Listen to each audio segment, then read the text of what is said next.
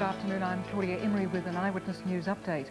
Up to 50,000 New South Wales government workers have responded to what's being called the Day of Outrage. As thousands marched towards Sydney's Macquarie Street, the unions were claiming 300,000 workers were striking.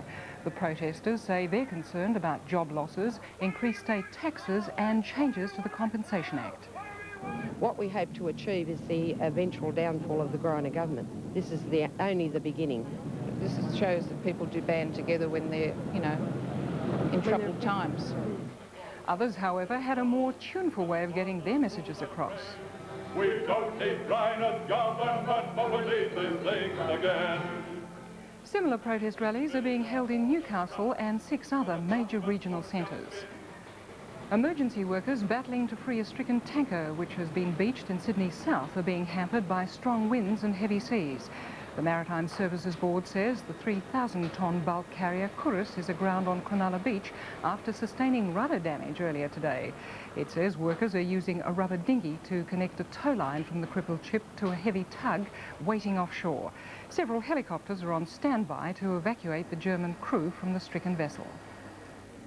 British Prime Minister Margaret Thatcher has announced a major shake-up of her cabinet. Government sources say the changes, the most far-reaching in Thatcher's 10 years of government, will reconstruct the cabinet, bringing in new faces and encouraging younger figures. Foreign Secretary Geoffrey Howe, himself Chancellor in Thatcher's first government, has been appointed Deputy Prime Minister and Leader of the House of Commons. A flash flood in Albuquerque, New Mexico swept away 2 young men who were skateboarding in a stormwater canal. One of the youths was killed before rescuers could save him. They strung a line across in a bid to save both men, but were only able to prevent one from being carried away. And it may be wet, windy and cold outside, but it's only 6 weeks to spring, and last night the country's top fashion houses showed off just what we'll be wearing this season. For a start, hemlines are definitely staying below the knee.